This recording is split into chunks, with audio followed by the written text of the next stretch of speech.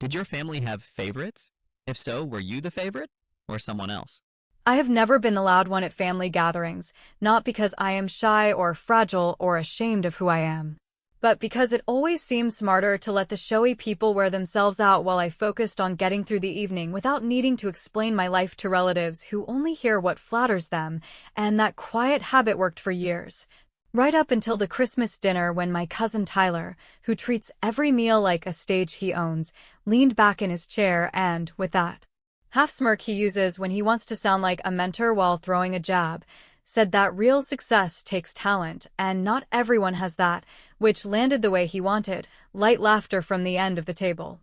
A couple of sympathetic looks sent my way like I was supposed to nod and accept my place as the family's nice, but average, girl who never quite figured it out. I was doing what I always do in those moments, which is to let the punchline drift past me and pick up my fork like my attention lives somewhere more stable than his ego, when my grandmother, who usually keeps the peace by redirecting the conversation to safe territory, put down her glass, looked right at me with a kind of calm I had not seen on her face in ages, and asked, "So that's why you're his new landlord?" And I swear you could have heard the scrape of every thought in that room hitting a wall at once because nobody knew what to do with that sentence, least of all Tyler, whose mouth did a little twitch that always shows up when he realizes the room isn't automatically buying what he's selling. I did not plan any of it for that night. I did not come in spoiling for a fight or drafted monologue. I was actually trying to keep my head down and make it to dessert without being pulled into another round of advice about branding myself better. Yet there it was, the truth in my grandmother's voice, simple and clean, and I felt this weird mix of relief and adrenaline because after months of keeping things quiet, of deciding that I did not owe anyone a press release about how I handle my business, the lid had popped off in the most public possible way, and while part of me wanted to crawl under the table and disappear, another part of me, the part that had listened to years of Tyler talking about hustle as if volume equals virtue, decided I was done protecting anyone from the consequences of their own mouth. Tyler tried the laugh first, the one that says we're all just joking here and let's not be weird, and he asked my grandmother what she meant as if she had mixed up a story from the past. But she just patted his hand like she was done entertaining his version of events and told him to ask me, and I watched him turn toward me with that look he uses when he thinks he is about to negotiate his way out of something. The same look people get when a parking ticket appears under the wiper and they decide the city must have made a mistake, and I could feel the old instinct rising, the urge to smooth it over so the night would not get messy, yet I swallowed it because the truth is not messy, the truth is just the truth. And I was tired of pretending I was the one who made things uncomfortable by existing. What I said next was measured on purpose, because I know how he operates and I know how our family operates, and if you come in hot they hear your tone and not your content. So I told him that the building where his agency works changed hands in the fall, that the tenant list included his company name, and that, yes, the new owner is me, and before he could start his usual speech about community and support and how we all want to see each other win, I added that I was not interested in a scene. And we could table it until after dinner, which felt like slipping a quiet hook into the conversation and letting it tug on its own while I went back to my plate, because if he needed an audience to feel powerful, he was going to have to sit in the silence he created without me feeding it. The table did that thing families do when they realize their favorite narrative is missing a chapter. Everyone started performing normal, passing dishes, clearing plates, making small talk about travel and schedules, except the normal had a split running through it. And I could hear Aunt Gina trying to steer us toward a safe topic while simultaneously signaling to Tyler that she'd back him up later, and I could feel my mother looking at me with a question in her eyes that was not judgment so much as surprise, as if she was recalibrating who I am in the space of one sentence, and even though I do not live for approval, I would be lying if I said it did not sting a little to realize how easy it had been for them to assume I was stuck while he was soaring. I did not gloat, I did not lecture, I did not toss out numbers or brag about deals, because that is his style, not mine, and the point was never to humiliate him, the point was to correct the balance and stop being the backdrop for his monologues. So my small act of revenge in that moment was simple and clean and exactly the kind I can live with, which was to take the heat out of his performance and make him sit with the fact that he had just dragged me publicly on a night that is supposed to be about family, and that the target he chose now holds the paper he answers to, and when he tried to regroup by asking, in a voice that hung between mockery and panic, what exactly I was talking about, I looked at him and said we should have a grown conversation after everyone leaves, because I have documents he might want to read before he speaks again. He pushed his chair back like he was going to force it right then, because that is his instinct when he loses control. And I kept my voice level and told him he could try to make this a show, or he could act like a business owner and wait 1 hour for a clear explanation, and after a beat he sat down, and I could feel the entire room exhale and inhale at the same time. And I knew I had shifted something more important than the evening's mood, because I had finally set the terms, not for him, but for me. And when the dishes started clinking again and the conversation moved forward like a car that hit a pothole but kept driving, Tyler leaned in and whispered that I had better be kidding. And I told him there is nothing funny about it, and I would see him in the den after dessert, where I would lay out exactly how this happened and what it means for him starting now.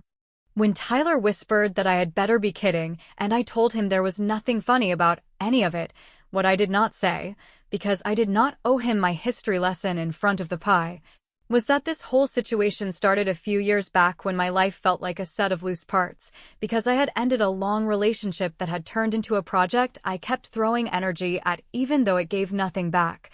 And I was working a job that paid the bills but treated my potential like a rumor, so I started picking up side work, nothing glamorous, just study projects and careful invoices, and I put almost every extra dollar into a savings account with one goal that I kept to myself, which was to own something that did not disappear when someone's mood changed or a manager decided to reorganize my future. And I did not talk about it because I was tired of giving people the privilege of applauding or doubting me depending on how they felt that day. The opening came from a friend who had inherited a small mixed-use building from an uncle who had treated it like a hobby, which meant the numbers were fine, but the paperwork was a mess, and the tenants were good people who had learned to get by without much structure. And my friend wanted out quickly because the whole thing made her anxious, so she floated the idea to me over coffee like she was tossing a rock into a lake to see if it skipped, and I did not jump at it right away. I met with a boring loan officer who failed to sell me anything except the value of long, quiet due diligence. I hired a local attorney who charges by the hour and is allergic to drama. And I asked enough questions that both of them realized I was not a dreamer trying to cosplay as an owner, but a patient person who can do spreadsheets without crying. And when the math turned out honest and the contingencies did not hide any poison, I formed a little company in my name, signed what needed signing, and kept my mouth shut because the last thing I wanted was to turn my life into a family subscription series. The first time I saw the tenant list, I read down the column like it was a grocery receipt: repair shop, florist, yoga space, small creative agency, and I had to read that last line twice because the agency name was Tyler's. Not the brand he shouts about at barbecues, but the legal name he buries in contracts, and I sat there with the document on my lap feeling the kind of stillness you get when the universe tosses you a straight line and waits to see if you can keep a poker face. And I decided right then that I would not say a word until I understood the lease, the payment history, the insurance certificates, and the renewal timelines, because power only matters when you know how to use it without lighting yourself on fire.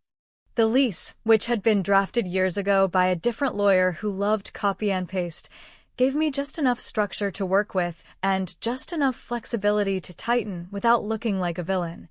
And as I went through the folders, I found the pattern I already suspected from watching Tyler's life on speakerphone, which is that he treats deadlines like suggestions and paperwork like clutter, so his payments were often late by a few days. The late fees had rarely been enforced, the proof of insurance on file had expired in the spring, and his signage permit renewal had never been documented, and none of that is a crime. Plenty of small businesses run on duct tape and charm, but it told me something important, which is that he likes the power of being the guy with the plan and hates the discipline of being the guy who reads the fine print.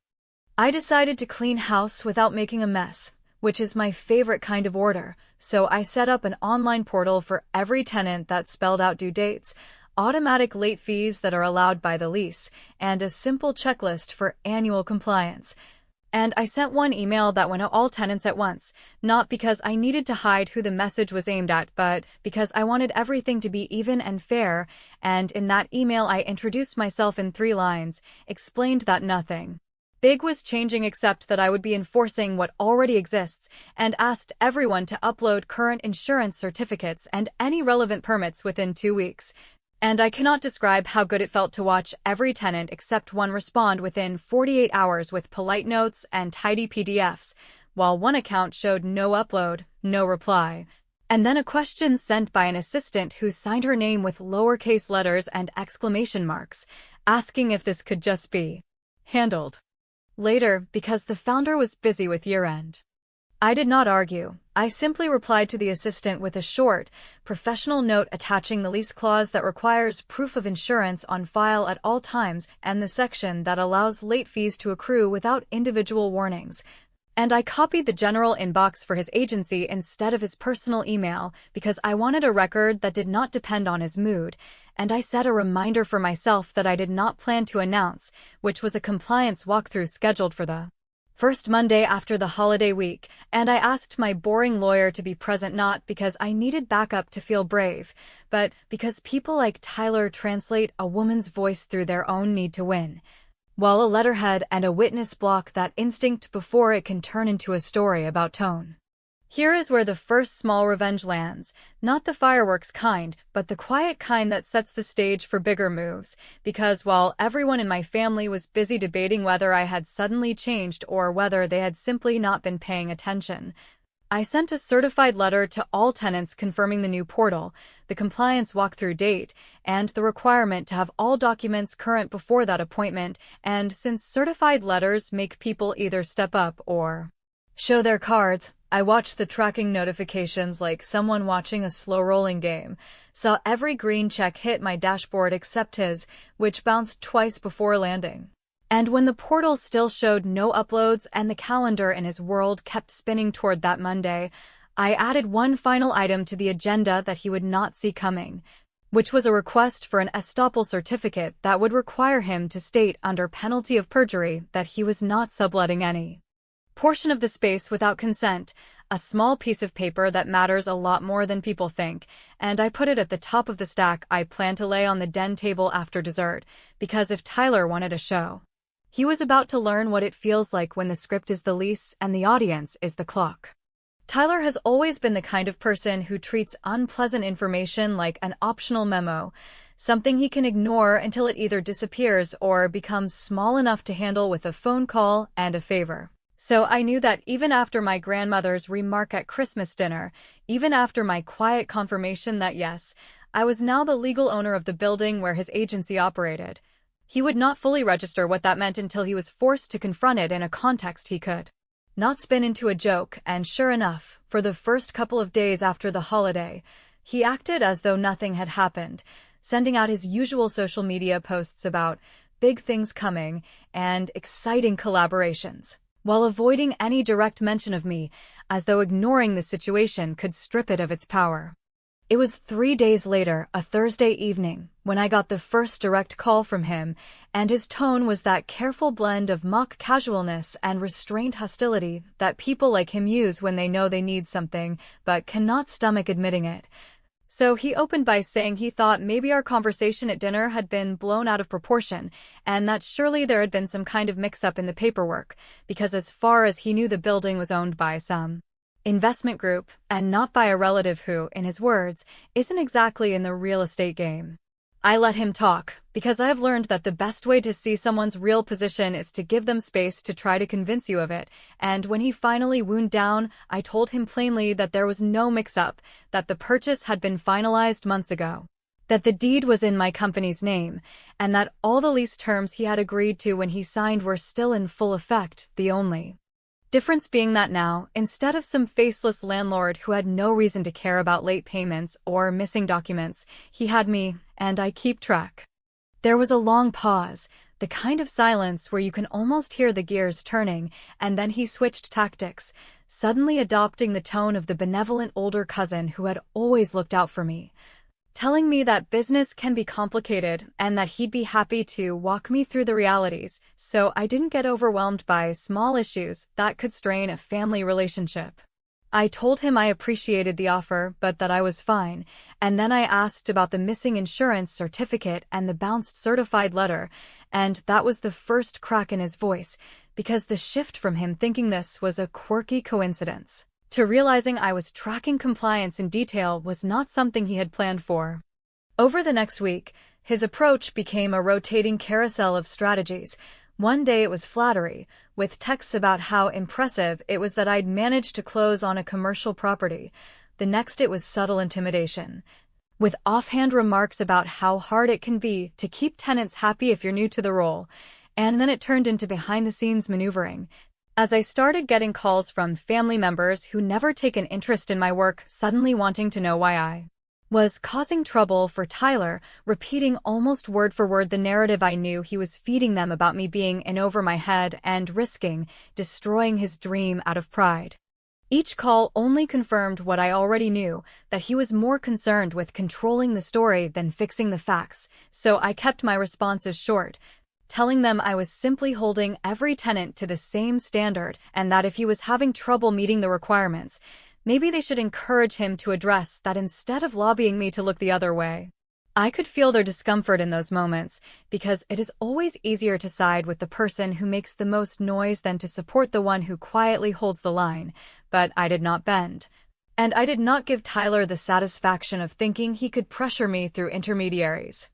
By the time the compliance walkthrough date was approaching, his tone had shifted again, this time toward desperation masked as negotiation, and he called asking if we could work something out privately before the lawyer got involved,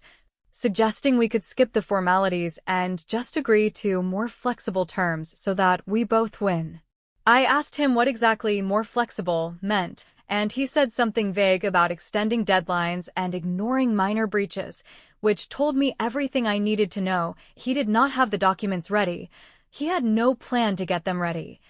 And he was still operating under the assumption that he could charm or corner me into letting him skate. I ended that call by telling him that the walkthrough was still scheduled for Monday at 10, that my lawyer would be present, and that as long as everything was in compliance, there would be no issue. He tried to interrupt with another reassurance about handling it, but I didn't let him, because I had already decided that whatever happened in that meeting would be the moment where he stopped thinking of me as someone he could manage, and started realizing I was the one setting the terms. What I did not tell him, and what I would not tell him until the time was right, was that I already knew the late payments, the missing documents, and the likely subletting violation gave me the option to terminate his lease entirely if I chose to. And that while I had not yet decided exactly how to use that leverage, I was in no rush, because the longer he underestimated me, the cleaner the eventual strike would be, and by the time I hung up, I could tell that some part of him was starting to understand that this was not going to be another story he could control, which meant I was exactly where I wanted to be. By the time the Monday compliance walkthrough rolled around, I had already collected enough small but meaningful pieces of information to understand that Tyler's public image of being a thriving, unstoppable entrepreneur was more fragile than even I had suspected, and while I had gone into this whole landlord situation planning to treat him the same way I treated every other tenant, professionally, fairly, and without personal emotion, it became clear during that meeting that the cracks in his setup were not just surface-level bad habits, but deep structural problems that had been hidden under his constant noise and bravado for years. When my lawyer and I arrived, his assistant was the only one in the office, clearly flustered and trying to appear helpful, yet unable to answer any of the basic compliance questions, which meant the missing insurance certificate still wasn't there. The signage permit was still unverified, and there were still unexplained items in the space that didn't belong to his registered business. I didn't need to ask twice about them, because my lawyer stepped in, politely but firmly pointing out that if those items belonged to another party, it would be considered subletting without consent, which was a direct violation of the lease. The assistant stumbled through a vague explanation about temporary storage for a friend's startup, which, of course, was exactly the kind of loophole Tyler would think didn't count because it wasn't on paper. I kept my tone calm, letting my lawyer take the lead in outlining the specific lease clauses that were being breached, because I wanted the conversation to stay rooted in facts and not in the personal history between me and Tyler. We documented everything: photos of the unpermitted signage, notes about the missing documents, timestamps of the visit, and my lawyer reminded the assistant, on record, that these issues needed to be resolved within the set time frame, or the landlord would be within her rights to proceed with termination of the lease. I didn't add any commentary, because I knew the real blow would land later, once Tyler read the official follow-up letter that my lawyer would send the next day. What struck me most in that meeting wasn't the violations themselves, I had half expected them, but the subtle signs that Tyler was already under financial strain. There were unopened mail stacks on the counter, a couple of vendor invoices left face up, and one of the storage boxes had a courier label from a company I knew only dealt with equipment rentals, which made me wonder if his much-advertised new division was running on borrowed gear. None of that was conclusive proof of trouble, but combined with the late payments I'd already seen in his account history, it painted a picture of someone juggling too many balls and praying none of them dropped in public. That was when it really sank in. I didn't just have the power to enforce the lease. I had the power to decide how much of his carefully crafted public life could continue to exist in its current form. If I chose to push hard, he would have no choice but to either meet every single obligation to the letter, which would likely strain his cash flow to the breaking point, or give up the space entirely, which would shatter the image he'd built of being rooted in the community from that prestigious address. The leverage wasn't just about the money, it was about the optics, the credibility, the brand he had sold to clients and investors. Over the next week, I let the official process run its course while keeping an ear out for any shifts in the family grapevine, and sure enough, the same relatives who had been calling me with concern before were now much quieter, as though they'd realized that Tyler's side of the story wasn't holding together as well as he'd hoped. I also started to get the sense that he was testing the waters for an exit strategy without actually admitting he needed one, because a mutual acquaintance mentioned, almost in passing, that Tyler had been casually asking if they knew of any cool, affordable office spaces in the area, a ridiculous combination of adjectives for someone whose entire identity revolved around projecting affluence. I decided not to confront him about it directly, because the longer he thought he was operating in secrecy, the more freely he'd reveal about his real position. Instead, I focused on tightening up every area of the property's operations, making sure all tenants were up to date and all procedures were transparent, so that if or when I had to move on Tyler, there would be no way for him to claim he was being singled out unfairly. Every late payment notice, every compliance reminder, every logged phone call was now part of a clean, undeniable record that would support whatever decision I ultimately made. The real turning point came when I reviewed the payment reports and saw that not only had Tyler missed another deadline, even after the compliance meeting, but the partial payment he sent afterward didn't even cover the full amount owed for that month. That, combined with the outstanding violations, meant I had multiple grounds to terminate the lease immediately. My lawyer confirmed it in writing, outlining how each breach gave me legal standing, and while I could have pulled the trigger right then, I held back because I wanted the timing to be perfect. It wasn't just about removing him from the building, it was about making sure that when it happened, he couldn't spin it into a story of being wronged by a petty landlord. I wanted the sequence of events to make it crystal clear to him, to the family, to anyone watching, that he had been given every opportunity to fix the problems, and he had chosen not to. And as I sat there reading the lawyer's email, knowing I could end it all with a single notice, I realized that my next step wasn't going to be taken out of anger or even satisfaction, but out of a clear,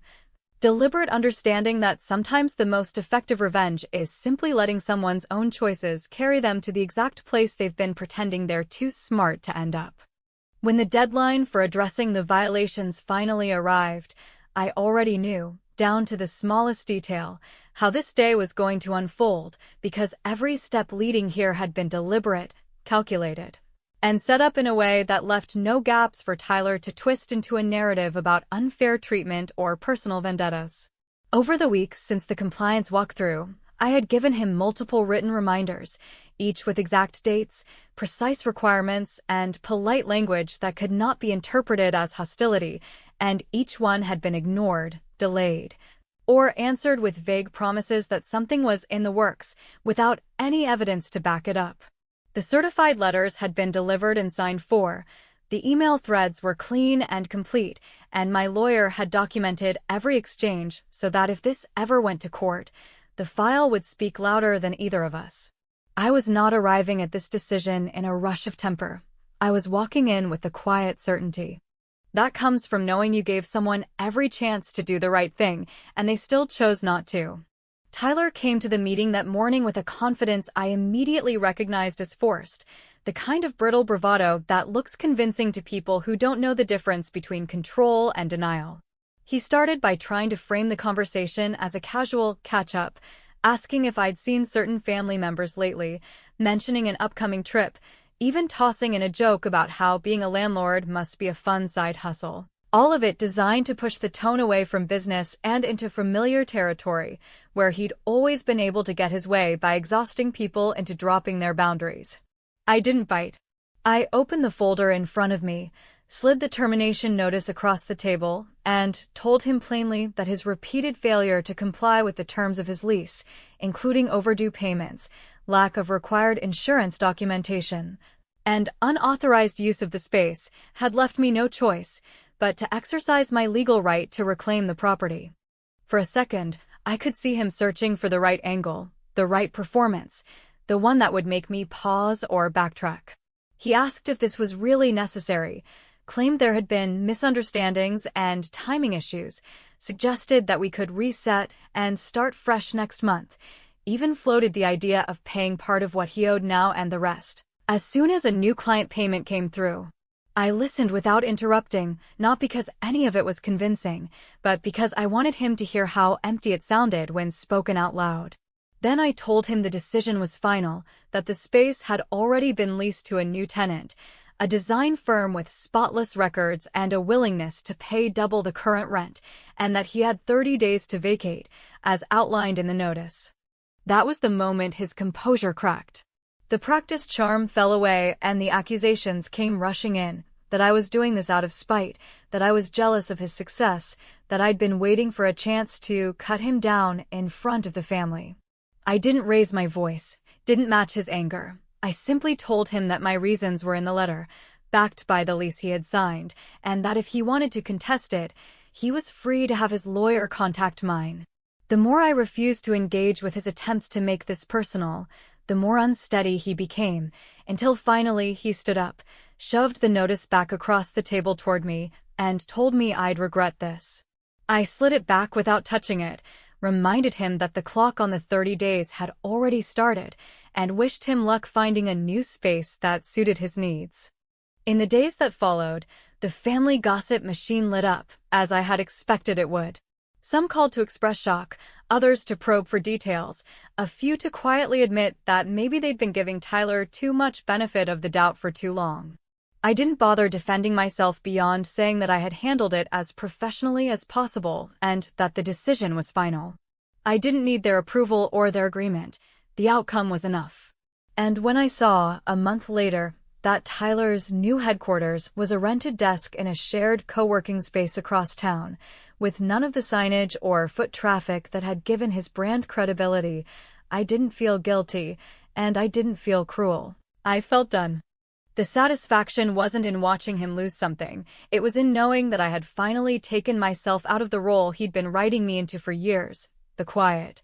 forgettable cousin whose achievements didn't count unless they could be measured in the same shallow ways he measured his own. The truth was, I hadn't set out to get revenge on Tyler. I'd set out to run my property well, to enforce the same standards for every tenant, and to keep my business separate from family politics. But when he turned it into a challenge, when he tried to push me back into the corner where I'd spent too many holidays biting my tongue, I decided that if he wanted a game, he would have to play by the real rules. And in the end, he didn't just lose the game, he lost the one piece of ground he thought he controlled absolutely. I never told him this, but the day I signed that purchase agreement and saw his company name on the tenant list, I understood that this wasn't just a business transaction. It was a shift in the balance of power that he didn't even know existed yet. And when my grandmother, at that Christmas dinner, asked me if that was why I was his new landlord, it was the first time anyone in the family had spoken a truth about me without me having to fight for it. I let her words hang there that night because I knew the rest of it would come in time. And now, months later, with the keys to that office in my possession and a new tenant moving in, I can finally say the rest of it out loud, not to him, not to the family, but to myself. I didn't just become his landlord. I became the person he couldn't talk over, couldn't charm, and couldn't avoid. And that, more than anything, is why I won.